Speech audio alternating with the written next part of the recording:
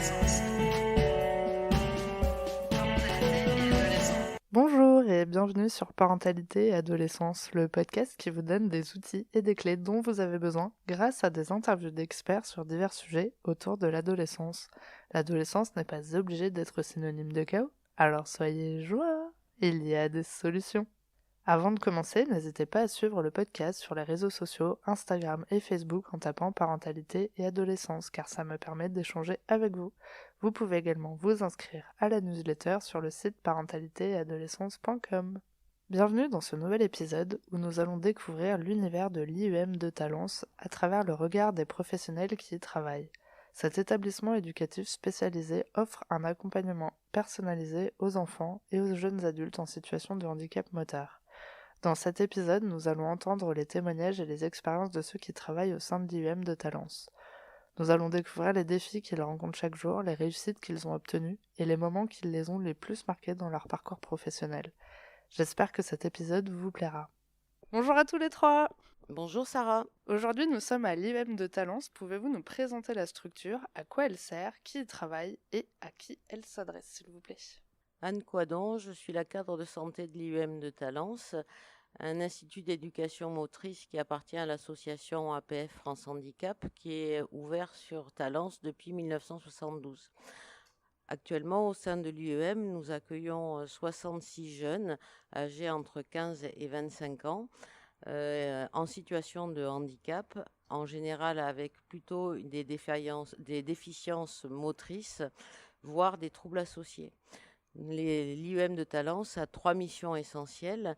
La première, l'accompagnement du jeune dans son parcours scolaire au sens large, c'est-à-dire soit lycée, soit post-bac, soit apprentissage professionnel, et pour certains, même sur une voie de professionnalisation ou de formation professionnelle.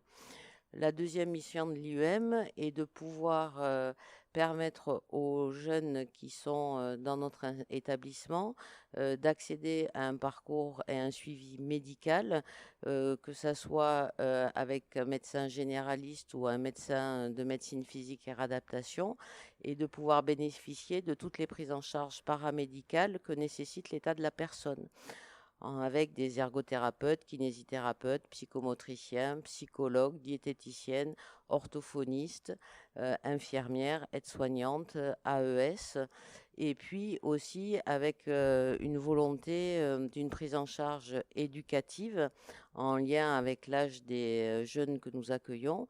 Et donc nous avons aussi des éducateurs spécialisés, des CESF qui auront un rôle particulier dans la prise en charge des jeunes pour une vie un peu plus autonome en appartement, assistante sociale, et après toute une partie plutôt administrative avec un directeur d'établissement, des chefs de service, des comptables, un agent d'accueil et des cuisiniers et agents de service qui permettent d'avoir des repas frais tous les jours, confectionnés avec Amour! Avec amour! Non, avec amour. il confectionne, je pense, ça va pas avec Avec amour. amour. Bon, c'est génial parce que vous avez oublié personne, je pense. C'est incroyable d'arriver à se souvenir de toutes les personnes qui peuvent être à l'intérieur de cet institut. Et l'IEM, on est à peu près 89 salariés puisque certains travaillent à temps plein, voire d'autres à temps partiel. Et l'important, c'est que effectivement, on est un petit peu comme une grande famille puisque on prend en charge des jeunes dès l'âge de 15 ans, avec un recrutement, ce qui est important au niveau national. Donc, on a des jeunes qui viennent de toutes les régions de France et qui parfois sont très très éloignés et ne peuvent pas rentrer tous les week-ends. Et donc, l'IEM est un petit peu leur seconde famille et il faut qu'ils se sentent un petit peu comme à la maison pour pouvoir être le mieux possible dans cette nouvelle vie qui s'offre à eux. La dernière mission dont je n'ai pas parlé tout à l'heure, avec la cuisine avec amour, c'était la possibilité de pouvoir accompagner ces jeunes dans une vie plus autonome, voire indépendante. Et c'est pour ça que nous avons 20 appartements qui font partie, qui sont situés à 1 kilomètre, 2 kilomètres maximum de la structure IEM, et dans lesquels nous mettons des jeunes en situation pour un apprentissage à une vie plus autonome. Ces appartements nous sommes les bailleurs au niveau de l'IEM, et donc on a la possibilité de faire une sous-location à ces jeunes pour qu'ils découvrent aussi toutes les démarches administratives que comporte une vie dans un appartement de droit commun, puisque l'objectif, c'est qu'ils puissent intégrer après la vie inclusive, soit à Talence ou à proximité en région bordelaise, soit dans leur région d'origine. D'accord. Et en plus, ce qui est incroyable, c'est que vous avez un appartement témoin qui est à l'intérieur de l'institut avant qu'ils puissent justement voler de leurs propres ailes.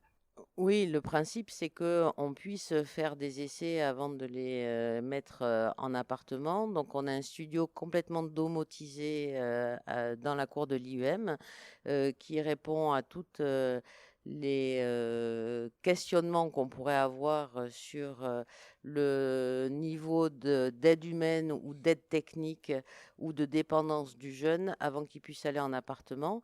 Et ça permet aussi de pouvoir faire l'ensemble des dossiers MDPH et de demander toutes les aides nécessaires, humaines, techniques, pour que le jeune, quand il intègre son appartement, puisse avoir déjà à disposition tout ce dont il a besoin pour effectivement commencer sa vie en autonomie. D'accord. Et alors vous, quel est votre rôle au sein de cet institut justement? Mon rôle est plutôt d'être un petit peu dans la coordination de l'ensemble des professionnels paramédicaux dont j'ai parlé tout à l'heure. Donc un rôle de coordination dans l'organisation des soins, dans l'accompagnement des professionnels en santé, une interface avec les réseaux extérieurs médicaux, hospitaliers, toute une partie aussi de coordination avec le médecin généraliste, le médecin MPR, en lien avec les médecins traitants des jeunes qui peuvent être dans d'autres régions, faire le lien aussi avec le jeune et la famille, et surtout permettre à ce que la pluridisciplinarité puisse s'exprimer dans l'établissement entre les paramédicaux et les professionnels sociaux, notamment dans la construction, par exemple, des projets personnalisés des jeunes qui sont effectués à 3 reprises dans l'année, avec des objectifs ciblés qui répondent à la fois à leurs besoins et leurs attentes, et aussi aux besoins et aux attentes que les professionnels puissent percevoir des observations qui font des jeunes qui sont dans notre établissement.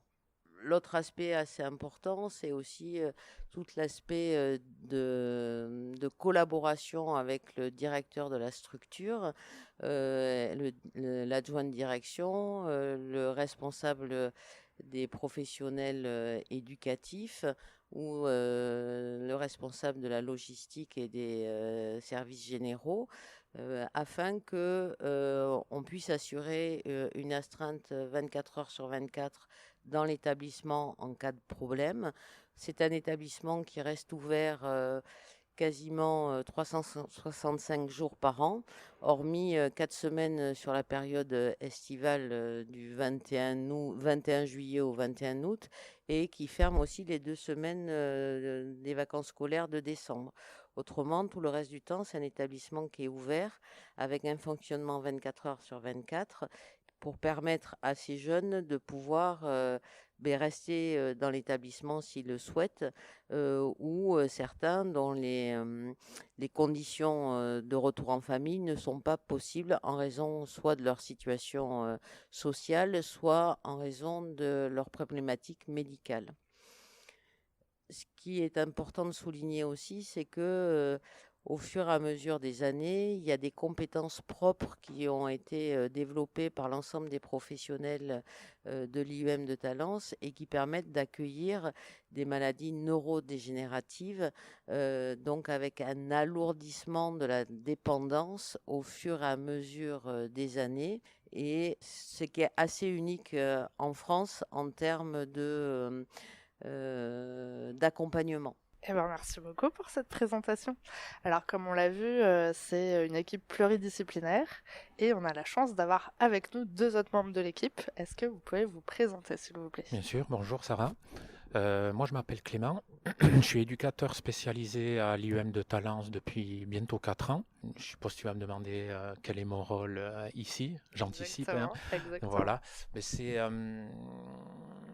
pas évident finalement de définir le rôle de l'éducateur à l'IUM parce que en fait notre intervention elle est très large tout en étant très spécifique à l'établissement parce que, comme disait Anne Coidon, la notion de pluridisciplinarité est très très importante et très prégnante au sein de cette structure et finalement l'éducateur se retrouve un peu au carrefour de plusieurs disciplines si je peux dire, c'est-à-dire au carrefour du médical, paramédical, du scolaire, du quotidien aussi, chose qu'on ne retrouve pas forcément dans d'autres établissements ou dans l'accompagnement d'autres profils. Voilà, donc c'est vraiment typique de l'UM de Talence. Dans tous les cas, moi, une des choses que je mettrais le plus en avant, c'est que finalement l'éducateur est un peu, bon, c'est un peu un terme générique, c'est un peu l'interlocuteur privilégié du jeune, c'est-à-dire que nous, on recueille un peu la parole, le vécu, l'histoire, le quotidien du jeune et on va se référer aux professionnels vraiment compétents, adaptés. On met en relation, on essaie qu'il y ait une fluidité et que le jeune soit dans les meilleures conditions pour parvenir à son projet de vie. D'accord. Donc en fait, vous êtes un peu la personne référente que le jeune peut venir voir en cas de problème dans Oui, son c'est ça. quotidien. Alors, même si on s'accapare pas le jeune et sa situation, mais on essaie d'établir un lien de confiance qui est la priorité finalement dans toute relation éducative. Et à partir de là, oui, on recueille sa parole et on essaie de l'orienter de la meilleure des façons possibles. Après, le jeune, il peut aller voir n'importe qui dans l'établissement. Il aura une oreille, une écoute attentive et dans l'accompagnement de ces jeunes en situation de handicap, c'est quelque chose de très important. Bruno, est-ce que tu peux te présenter et du coup nous dire un petit peu un mot sur ton rôle? Bonjour Sarah, donc je m'appelle Bruno, je suis également éducateur spécialisé, donc les missions sont un peu les mêmes que Clément vient d'exposer. Je rajouterai aussi quand même sur ces missions-là l'idée qu'on puisse accompagner le jeune à ouvrir certaines portes qui pouvaient se refuser, c'est-à-dire soit se refuser ou soit ne pas percevoir. On va jauger un peu au travers de la relation certaines problématiques qui peuvent exister et aiguiller, accompagner les jeunes peut-être dans l'exploration des difficultés qu'ils peuvent avoir au quotidien. Super. Et aussi, on a un accompagnement assez... Alors Clément n'en a pas parlé, mais on a un accompagnement aussi...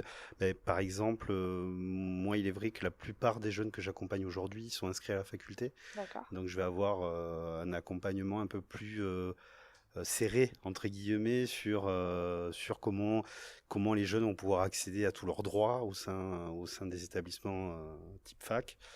Et puis les accompagner aussi parce que c'est un de nos rôles aussi sur un principe de réalité où malgré les aides, ils peuvent aussi avoir des difficultés et c'est les aider aussi à se rendre compte que peut-être des fois, du fait de leur handicap, ils ne pourront pas réussir toutes les études qu'ils voudraient réussir.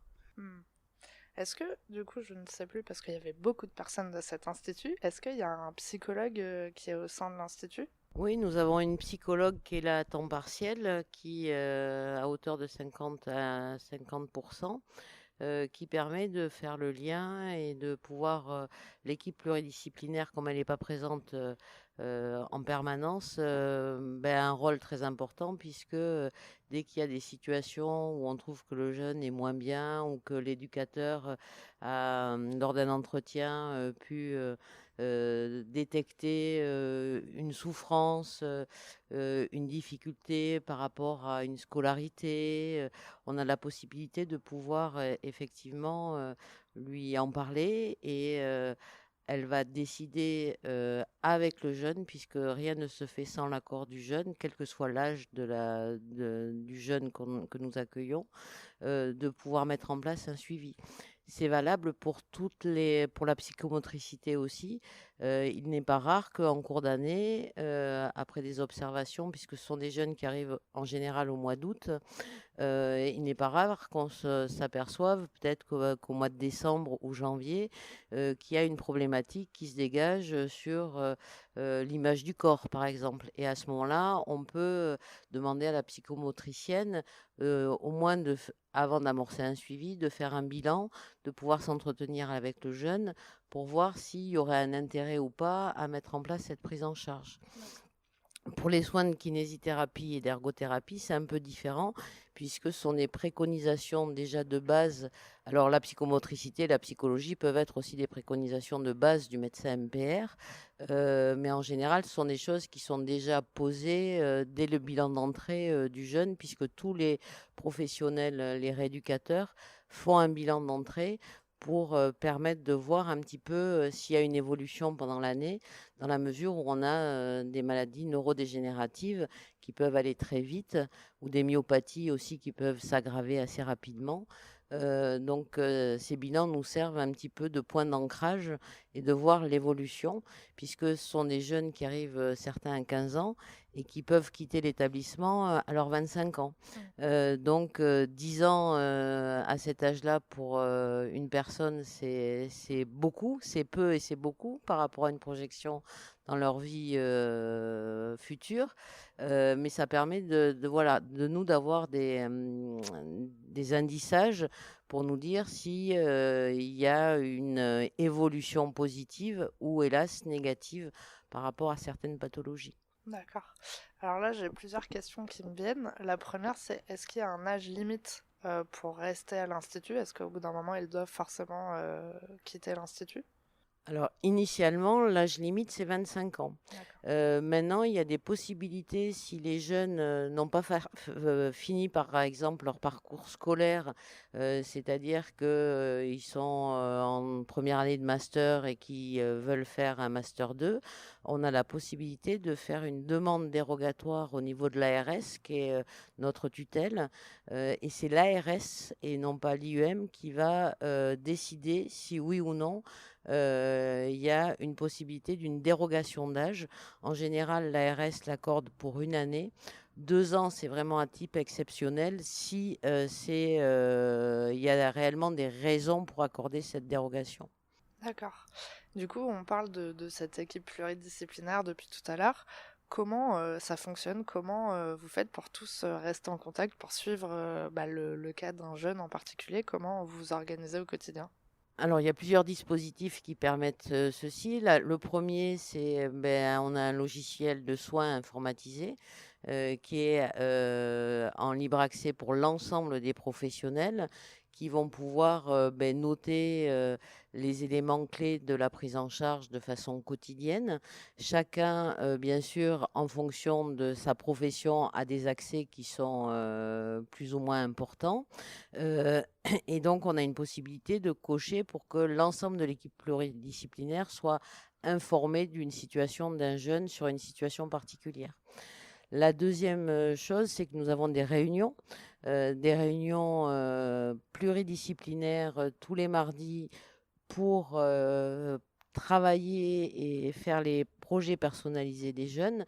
Donc ça, c'est un rythme tous les mardis, c'est des réunions de 2 heures avec l'ensemble des professionnels qui sont fléchés sur ce qu'on appelle les dispositifs, puisqu'on a 3 dispositifs dans l'établissement. Le premier qui concerne les internes qui sont les néo-arrivants, plus les internes qui n'ont pas encore l'âge pour faire les essais appartements, puisque ces essais appartements, enfin la vie en appartement peut être réalisée à partir de l'âge de 20 ans, puisqu'il faut que le jeune puisse percevoir l'AH, et l'AH ne peut pas être perçue, sauf à titre vraiment exceptionnel avant l'âge de 20 ans. Le dispositif 2 est le dispositif qui permet cet accompagnement à la vie plus autonome avec l'essai dans le studio domotisé dont vous aviez parlé tout à l'heure. Et le dispositif 3 qui permet de suivre des jeunes qui sont ce qu'on appelle demi-P-famille, c'est-à-dire des jeunes qui rentrent à leur domicile le soir, mais qui peuvent bénéficier de l'accompagnement à la fois éducatif et soignant à l'IUM sur la journée et scolaire aussi. D'accord. Merci beaucoup pour toutes ces précisions. Alors maintenant, j'ai une petite question pour vous, Clément et Bruno. Vu que vous suivez ces jeunes au quotidien, quelles sont les problématiques qui reviennent le plus souvent chez les jeunes que vous accompagnez? Est-ce que vous avez identifié des sujets vraiment qui reviennent régulièrement pour tous les jeunes? Alors des problématiques, il y en a, on peut en énumérer énormément.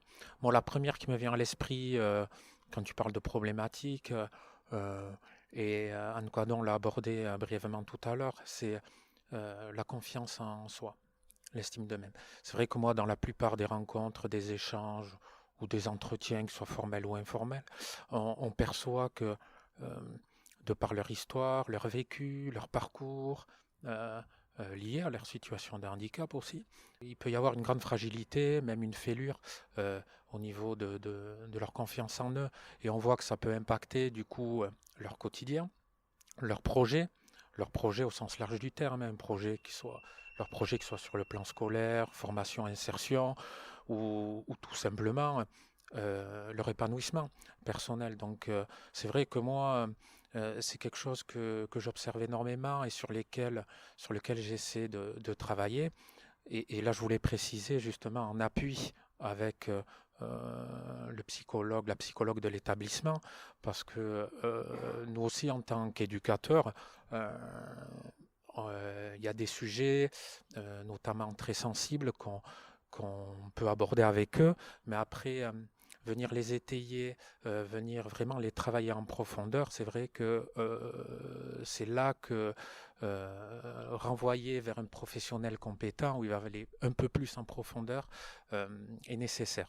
Est-ce que dans ces cas-là, c'est plus vous qui renvoyez le jeune vers le professionnel, ou bien vous pouvez aussi aller vers le professionnel de votre côté pour avoir les informations et pouvoir les transmettre après au jeune plus tard? Alors non, généralement, quand il y a des thématiques spécifiques à aborder, on renvoie vers le professionnel. Mais dans tous les cas, il y a plein de possibilités qui existent. On en discute avant, on en discute sur les temps de réunion, vraiment on en discute en pluridisciplinarité, et à partir de là, on prend une décision. Voilà. Bon, toujours en accord avec le jeune aussi, parce que l'important, c'est d'amener à ce que le jeune soit acteur, partie prenante aussi de sa prise en charge et de son accompagnement. Pas forcément chose facile, mais c'est là où aussi le travail d'éducateur est intéressant, c'est d'amener le jeune à être sujet et bien sûr acteur de sa vie. Du coup, vu que vous avez l'air de pas forcément avoir la même tranche d'âge, ou en tout cas vous avez quand même peut-être des jeunes qui sont peut-être différents, ou justement tu avais l'air de dire qu'ils étaient peut-être plus à la fac. Est-ce que les problématiques sont différentes parce que peut-être ils ont déjà dépassé ce cap-là? Non, toutes les problématiques se rejoignent. Les jeunes un peu plus âgés ont les mêmes problématiques. On va aussi continuer à parler de confiance en soi, beaucoup. Et au-delà de ça, aussi rajouter que c'est des jeunes aussi qui ont des aspirations de jeunes. Et avec toutes les problématiques de leur âge. Donc j'aimerais bien aller en soirée, j'aimerais bien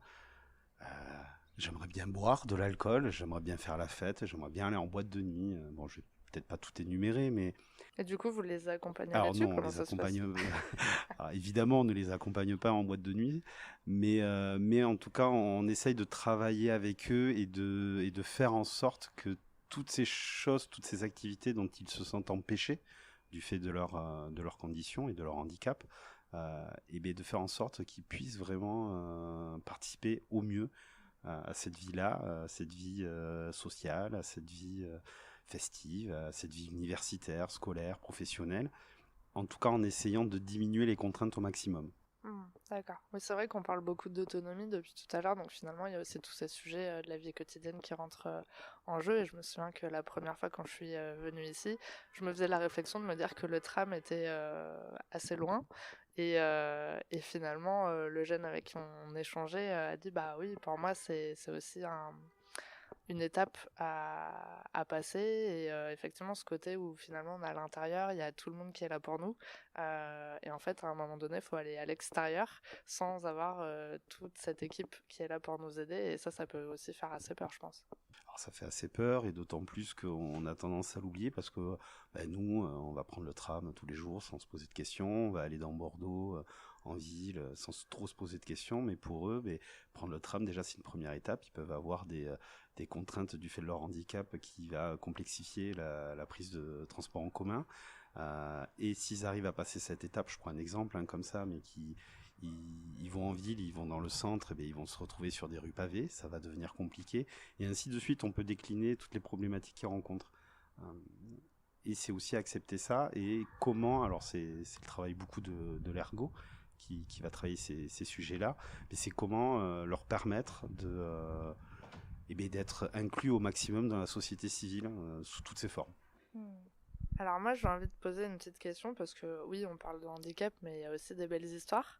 J'aimerais savoir s'il y a un événement marquant, quelque chose vraiment un souvenir qui vous a marqué, que vous aimeriez nous partager aujourd'hui. Alors, d'événements marquants au sens exceptionnel, événementiel, pas forcément, mais c'est davantage les moments où on va pouvoir les accompagner sur des activités où ils n'auraient même pas imaginé pouvoir les faire. Il n'y a pas longtemps, il y a quelques semaines, j'ai eu l'occasion, grâce à une association du secteur qui s'appelle Tom Plouf, de pouvoir les accompagner sur un baptême de plongée en piscine, où ils ont pu expérimenter au sein de la piscine de Villeneuve-d'Ornon le fait d'être sous l'eau, de respirer sous l'eau, et de pouvoir se mouvoir sans la contrainte, pour certains, du fauteuil roulant. Mais moi, je rejoins Bruno. Moi aussi, il y a eu un événement qui s'est passé la semaine dernière, qui a montré que finalement les jeunes pouvaient pratiquer du sport, voilà, au même titre que les personnes valides. Voilà, ils ont eu l'occasion de participer aux championnats régionaux dans le Lot-et-Garonne. Pour quel sport ? Alors c'était les Andilympiades. C'était sur 3 disciplines. Il y avait 4 disciplines, pardon. Il y avait le tennis de table, l'escrime, le basket fauteuil et la boccia. La boccia qui est un peu le dérivé de la pétanque. D'accord. Voilà, qui est vraiment adapté pour les personnes en situation de handicap. Voilà, donc c'était vraiment un événement, moi, oui, qui m'a marqué, puisque ça a permis de sortir de l'établissement, d'amener les jeunes vers l'extérieur. Vous voyez, sortir un peu de ce contexte médico-social, voilà, avec des contraintes, des horaires, etc., les soins, kinés, voilà, qui est très prenant dans leur journée, il ne faut pas l'oublier ça. Voilà, donc ça a permis d'aller à l'extérieur avec les jeunes, donc de les voir dans un autre contexte, et pareil, de voir les professionnels dans un autre contexte, parce qu'on est parti avec 11 jeunes, puis on était 6 accompagnants, je crois. Il y avait une kiné, 2 aides-soignants, 2 éducateurs, puis un cadre. Voilà, donc finalement, on a pu tous se voir dans un autre contexte, avoir des relations différentes. Et je tenais à préciser qu'on est champion régional quand même. Hein, voilà, et sur 16 équipes, on a fini premier. On va représenter la Nouvelle-Aquitaine pour les championnats de France qui vont avoir lieu à la Toussaint 2023. Voilà, donc cet événement qui est organisé par l'APF France Handicap. Voilà, donc on va essayer. Le but là, c'est de gagner. Voilà, on va pas se mentir. C'est que la compétition, c'est important aussi. Et on a des jeunes qui se sont énormément prêtés au jeu, qui étaient moteurs, volontaires. Et vraiment, on peut dire que c'était un beau moment. un Et beau du moment. coup, qui étaient les adversaires? C'était d'autres structures de l'APF France Handicap, voilà, donc avec des pathologies en fonction des structures différentes, et puis avec un panel d'âge assez élargi, voilà, donc mais avec du bon niveau. Attention, je tenais à préciser quand même, avec du très très bon niveau. Voilà, donc il y avait vraiment tout type de handicap aussi, moteur, déficience. Euh, voilà, donc c'était assez large aussi. Ok, bah on vous souhaite de ramener la coupe du coup, hein, Mais nous le souhaitons aussi, et puis nous avons la pression aussi de des la collègues, et direction. là, de la direction, il faut qu'on assure. Pour moi, l'événement qui a peut-être été un petit peu marquant ces dernières années, c'est la Covid-19, qui a, quand c'est arrivé en mars 2020, les jeunes, on ne savait pas trop. Nous sommes avec un public quand même très fragilisé. Nous accueillons des patients, enfin des jeunes avec des trachéotomies, donc des problèmes respiratoires, des ventilations nocturnes. Donc il y a eu une fuite d'un certain nombre de jeunes, puisqu'on s'est retrouvé avec plus que 12 jeunes dans l'établissement. Ah oui. Alors le suivi a continué à se faire par téléphone. Certains professionnels, pour les jeunes qui étaient à proximité en Gironde, ils ont pu avoir des suivis à domicile, mais certains sont repartis en région. Et donc on a eu 12 jeunes qui sont restés à l'IEM. Et là, ça a créé vraiment une entraide mutuelle, une joie de vivre, un partage avec la mise en place d'activités, de tableaux, de tout un tas d'ateliers créatifs. Et puis, ça a ouvert les portes à... cette année, il y a eu un atelier slam avec des productions des jeunes qui sont quand même d'un niveau très très élevé, qui vont être exposés dans le cadre d'une autre manifestation, la création d'un atelier théâtre au sein de l'IUM, sous l'aval de la psychomotricienne, puisque c'est pas que du loisir, c'est aussi pouvoir travailler des objectifs dans un contexte différent. Ok. Voilà, je crois que ça c'est important, c'est-à-dire que même les moments qui pourraient être les plus difficiles, on arrive toujours, ils arrivent, parce que nous on est là que pour les accompagner, mais les jeunes ont cette capacité de création,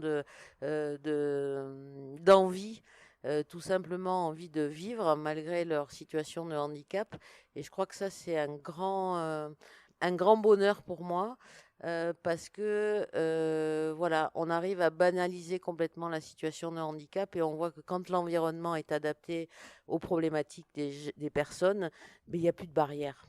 Et ça, c'est vraiment quelque chose d'exceptionnel. Et cette période Covid, pour moi, toutes les barrières se sont baissées, et des jeunes les 12 qui étaient là, ils n'étaient pas forcément copains, ils n'avaient pas forcément d'affinité. Il y a vraiment quelque chose qui s'est créé, et on le voit actuellement, maintenant, 3 ans après, où il y a encore un certain nombre de jeunes qui sont avec nous. Et ça a vraiment créé quelque chose de solide et de liens vraiment amicaux et fraternels entre eux et d'entraide. Oui, parce que c'est vrai que tout à l'heure, on parlait de jeunes qui pouvaient rester peut-être 10 ans ici. Donc forcément, vous accrochez. Enfin, c'est pas évident, je pense, après de passer plusieurs années à avoir évolué un jeune et puis d'un coup, il part.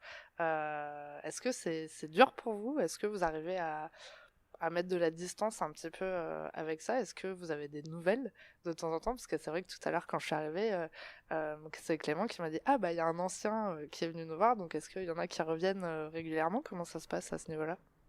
Oui, il y en a qui reviennent assez régulièrement, il y en a qui nous donnent des nouvelles. On a su que Nathan, par exemple, qui était parti il y a 2 ans, a obtenu son concours national d'entrée à l'école de magistrature. Super. Concours qu'il avait passé ici pendant la période Covid. Il n'avait pas été reçu, et là il a obtenu. Donc oui, il nous donne des nouvelles, et en général c'est des nouvelles positives. Après, il y a Élise, une autre éducatrice, qui a fait un travail pour savoir combien de jeunes avaient pu obtenir un travail qui avait été accompagné à l'IUM, mais on s'est rendu compte que sur les 5 dernières années, il y en avait 25 qui avaient obtenu un travail.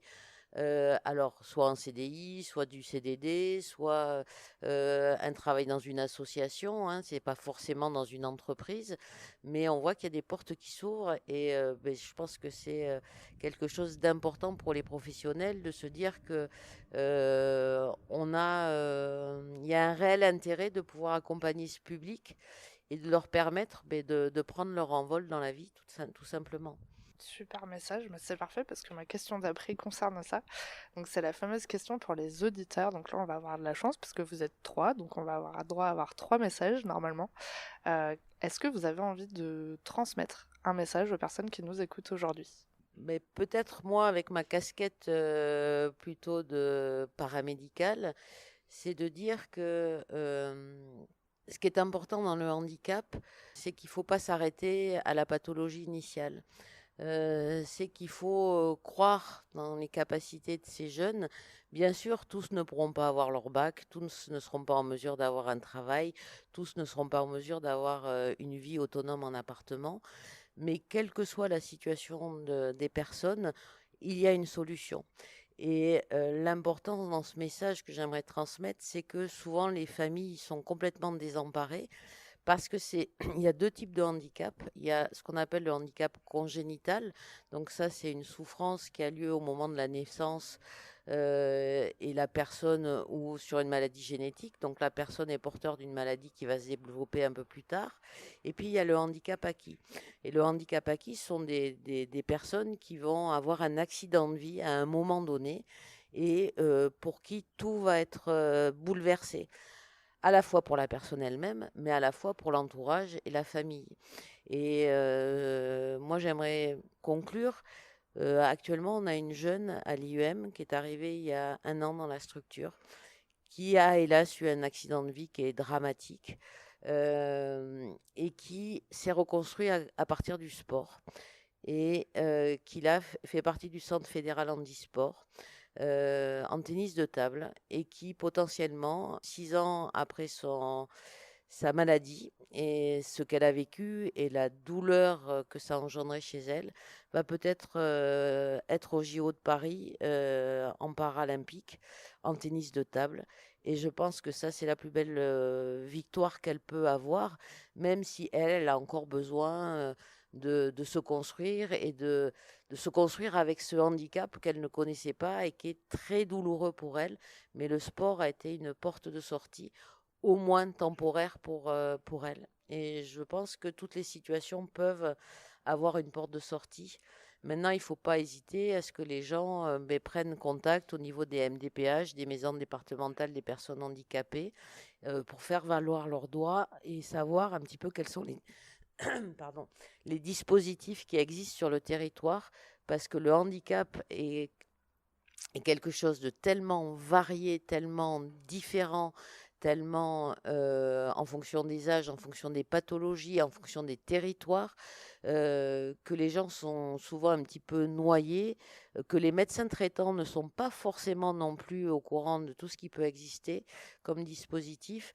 Donc, faites confiance, allez au niveau des MDPH pour avoir au moins des informations et pour pouvoir permettre aux personnes de votre entourage, aux enfants, de pouvoir vivre une vie la plus heureuse possible. C'est un très beau message avec plein d'informations. Je ne sais pas si vous allez arriver à faire mieux que ça. Gros challenge là. Un gros challenge. Alors moi, je ne sais pas si c'est un message que je vais transmettre, mais c'est du moins une observation que moi, j'ai pu constater depuis que je travaille ici et qui m'a vraiment, interpellé, à laquelle j'ai été très sensible. C'est-à-dire que finalement, j'ai pu constater que les jeunes là que j'accompagnais, et bien finalement, malgré leur handicap, n'étaient pas forcément empêchés. C'est-à-dire que finalement, même si la société, de manière large, a du retard, elle évolue quand même. Elle permet aux jeunes, par le biais de l'inclusion, d'avoir accès à Et bien, à plein de choses de la vie courante en fait. Alors on a parlé brièvement du sport, on a parlé de tout ce qui va être scolaire, même le travail. Alors il y a du retard, mais ça progresse, ça progresse. Et que finalement, ben, les jeunes que nous accompagnons, ben, ils se rendent compte qu'eux aussi ils peuvent faire plein de choses. Et ce qui est important de souligner aussi, c'est que on parle des choses qui vont pas, des difficultés, mais il y a beaucoup de choses positives et ils nous renvoient ça. Moi, je le vois dans les rencontres au quotidien. Finalement, c'est des jeunes qui ont des pulsions de vie, des instincts de vie qui sont rayonnants et qui nous apportent vraiment dans notre accompagnement auprès d'eux cette gaieté, tout ce côté positif auquel on n'aurait pas pensé au début. Et moi, c'est quelque chose que j'ai vraiment constaté. Et puis on voit que quand ils arrivent à se reconstruire, alors moi aussi j'avais le même exemple que Anne par le biais du sport, et que notamment par certaines disciplines ou certains supports, certains outils, ben, ils arrivent à évoluer, à avancer, à se reconstruire, à s'épanouir. Et nous, on le ressent vraiment ici au quotidien. Eh ben, c'était un très beau message. Attention, le dernier. Alors, en ce qui me concerne, c'est davantage un ressenti. Avant de travailler ici, j'étais pétri de représentations sur les personnes handicapées, comme beaucoup de monde au final. Et en fait, arrivé ici, bon, avec mon bagage personnel et mon expérience professionnelle antérieure, j'étais très surpris, un peu comme Clément vient de le dire, mais une des choses qui m'a le plus marqué, c'est vraiment c'est cette joie de vivre, ces sourires, cette volonté d'aller en avant. Et ça m'a vraiment étonné. Je ne m'attendais pas forcément à ça. Je m'attendais peut-être à, si je suivais mes représentations, à quelque chose de peut-être un peu plus mortifère. Le mot est peut-être un peu gros, mais c'était un peu ça ce qu'il y avait dans ma tête. Et bien au contraire, en fait, on a des jeunes qui sont vraiment qui sont pleins d'entrain, qui ont envie d'aller en avant, qui ont envie de vivre, de croquer la vie à pleines dents. Et du coup, s'il y avait un message à la rigueur que je pourrais transposer de ce ressenti, c'est aux personnes, quand vous voyez une personne en situation de handicap, quand vous la croisez, n'hésitez pas à aller discuter avec elle parce que en fait, c'est une personne comme une autre qui a des difficultés, certes, mais concrètement, c'est une personne comme une autre qui peut être très intéressante, qui peut avoir énormément de choses à dire, qui a même souvent beaucoup plus de choses à dire qu'une personne valide. C'est vraiment l'idée de peut-être sortir ces jeunes-là, ces personnes-là des cases dans lesquelles on peut les mettre. Ça a pas de sens et réellement elles ont énormément de choses à nous apporter à tous dans nos vies. Personnellement, moi c'était un univers que je connaissais pas du tout. Donc merci beaucoup à vous trois déjà de m'avoir accueilli, de m'avoir fait visiter, d'avoir échangé, d'avoir répondu à toutes mes questions. Et oui, je pense qu'effectivement, quand on n'a pas l'habitude et quand on n'est pas confronté au handicap au quotidien, effectivement, je pense qu'on a des idées préconçues, on n'ose pas parce que soit on se fait nos idées, soit on n'ose pas tout simplement y aller en pensant qu'on va être maladroit ou on va pas savoir comment aborder les choses. Et c'est vrai que quand je suis arrivée, j'en ai parlé du coup avec un des jeunes en lui disant écoute, j'espère que je vais pas poser de questions délicates. En tout cas, n'hésite pas à me le dire si je le fais. Et voilà, j'avais vraiment peur d'être maladroite et de le mettre mal à l'aise, alors qu'en fait, lui, il voulait juste me parler et qu'il y avait aucun problème en fait là-dessus. Mais ce qu'on constate, c'est que finalement, la plupart des jeunes, ils sont très à l'aise avec leur situation de handicap. Voilà, il a subi, mais ils arrivent à en parler quand même pour la plupart, de mon expérience, assez facilement. Ils peuvent même l'aborder avec humour, tu vois, et ce qui est important, on voit que c'est un mécanisme aussi qu'ils utilisent souvent, hein, l'humour. Mais tu vois, je reviendrai sur ce que tu as dit tout à l'heure, tu as utilisé le mot, la connaissance. Et on se rend compte que finalement, les gens ne connaissent pas le handicap. Et c'est pour ça que, du coup, ils ont des mauvaises représentations, ou aussi ça peut faire peur. Et on le voit que la méconnaissance fait que on peut avoir des appréhensions, tu vois, des craintes, des peurs. Et ce qui est important dans la société, c'est d'aller sensibiliser finalement les plus jeunes, d'aller leur expliquer, d'aller à leur rencontre, parce que finalement, ça va faire des adultes qui auront peut-être un autre regard, une autre vision. Et je vous dis ça parce que là, on a commencé avec une collègue éducatrice un projet de sensibilisation au handicap où on va à la rencontre des jeunes enfants dans les écoles pour justement essayer de les sensibiliser et finalement de venir casser les barrières qui peuvent être établies par la société, et par l'éducation et par le manque de savoir aussi. Donc là, on a déjà commencé, on a fait une première intervention avec 2 jeunes sur vraiment leur histoire scolaire et leur handicap face à des jeunes de CM1, CM2, donc avec des questions d'enfants, avec toute la naïveté qu'il y a derrière, toute la spontanéité. Et finalement, mais oui, à cet âge-là, eux, ils n'ont pas de barrière dans leurs questions et ils y sont allés. Donc on a rigolé, ça pouvait être des questions de... qu'est-ce que vous avez vécu à l'école? Est-ce que vous avez vécu le harcèlement? Est-ce que vous étiez en difficulté pour prendre des notes? Jusqu'à est-ce que vous jouiez comme les autres au ballon, vous voyez? Ou alors comment vous faites pour regarder la télévision, vous voyez? Mais je pense que c'est la notion aussi de sensibilisation qui est importante pour tout individu parce que voilà, le manque de savoir fait que on a des sociétés en difficulté en ce moment. Voilà, bon, on va pas faire de politique sociale, mais voilà, je pense que voilà, quand tu as dit que tu connaissais pas, voilà, je voulais rebondir dessus parce que nous on essaie de développer ça ici, ce travail-là à l'extérieur. Enfin, c'est important que dans la cité déjà il soit repéré, surtout qu'il n'y ait plus de différence. Bruno parlait de cases tout à l'heure et finalement, voilà, on a fait notre projet, mais on va pas en parler là, mais voilà, essayer de sortir tout le monde de ces cases et qu'il y ait un peu cette homogénéité. Ouais, mais c'est sûr, la sensibilisation au handicap, c'est très important, et surtout dès le plus jeune âge, parce que effectivement, ils sont pas encore forcément trop faits de fausses idées ou de mise de barrières ou tout ça. Donc c'est un super projet, j'espère qu'il y aura des beaux résultats. En tout cas, je vous remercie tous les trois pour ce temps. En plus, je vous ai pris juste après la grosse réunion du mardi. Donc merci beaucoup. Et c'était très intéressant, j'ai appris plein de choses. Donc vraiment, merci beaucoup pour ce moment. Merci Sarah.